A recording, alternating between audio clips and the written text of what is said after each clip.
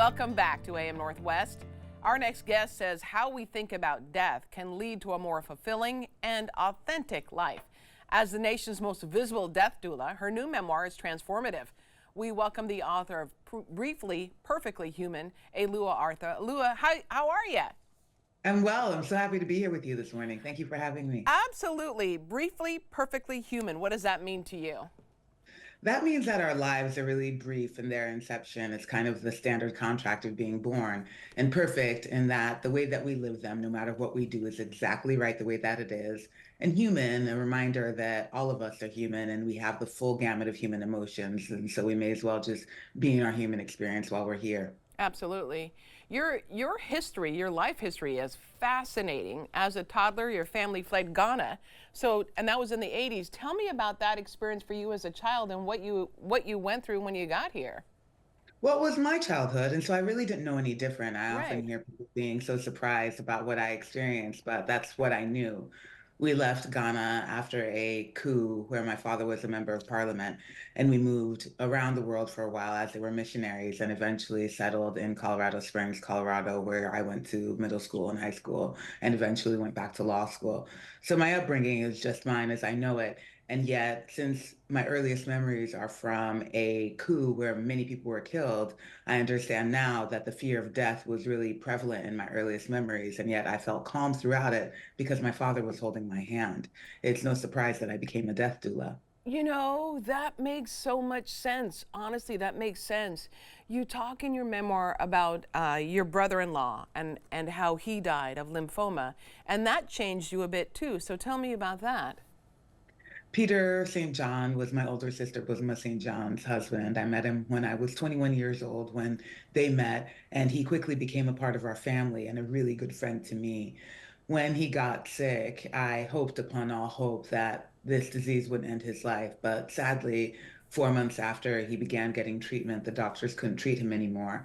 And I got to go to New York and support him through the last 2 months of his life. That's where I learned firsthand how difficult navigating the system is when you're within it, and also how inefficient the system can be for people that are grappling with serious illness and death. I wanted to change the experience for other people. I didn't want to have it myself, but I wanted other people to have support through the dying process.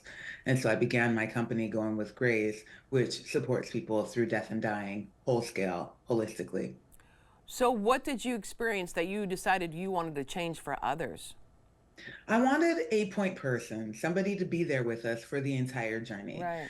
somebody to tell us that we were doing it okay, to offer information and resources, somebody who would hold our hands through the process, somebody who would hold our hearts, somebody who was kind and knowledgeable and compassionate about what dying looked like, just a single person who would field all of our questions and concerns and would offer support to us. That would have been tremendously helpful through the process. Do you think that you say you're a recovering attorney, which I understand that. So does that help you too? Does that background also help you because you deal with there are going to be some legal issues, There are legal issues, and yet I don't teach death doulas to learn the legal issues right? necessarily.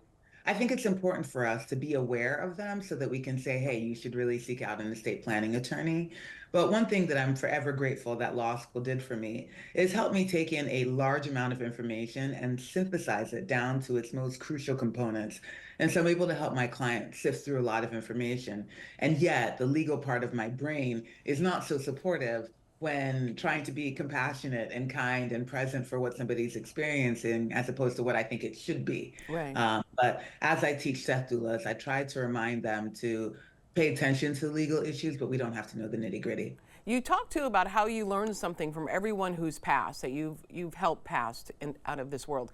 So tell me like maybe an example of what you've learned from someone who passed and you held their hand through the process. One of the key components is how necessary it is that we practice our vulnerability consistently.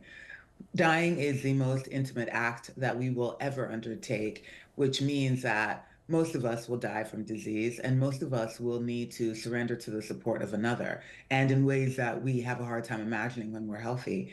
It's important that we learn how to consistently practice I write about several clients, one of which, Claudia, was doing her end of life planning when she was still healthy.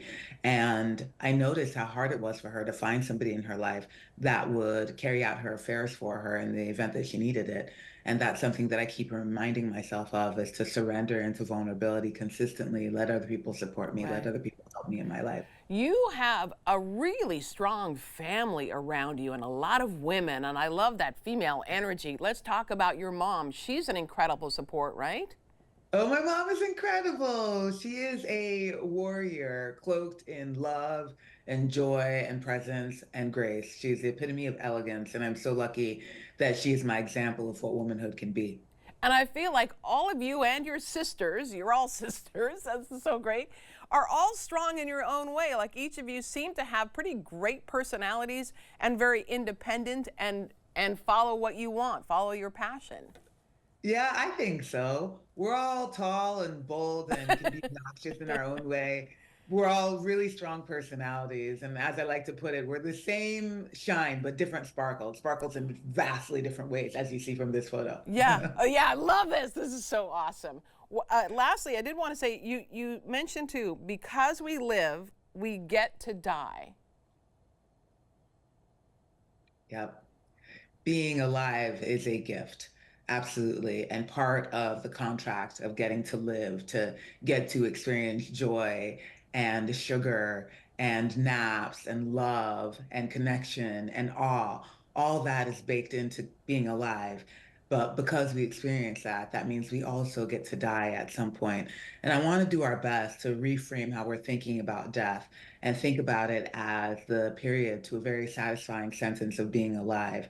It's also an utter privilege to get to be alive. It's a privilege to get to think about our mortality. Yeah. And I want us all who have that privilege to exercise it wisely. Yeah, oh my gosh, you're so powerful. We want to tell everyone again the book is titled Briefly, Perfectly Human Making an Authentic Life by Getting Real About the End.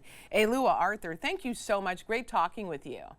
Thank you so much. And thank you for that recipe for frittata earlier.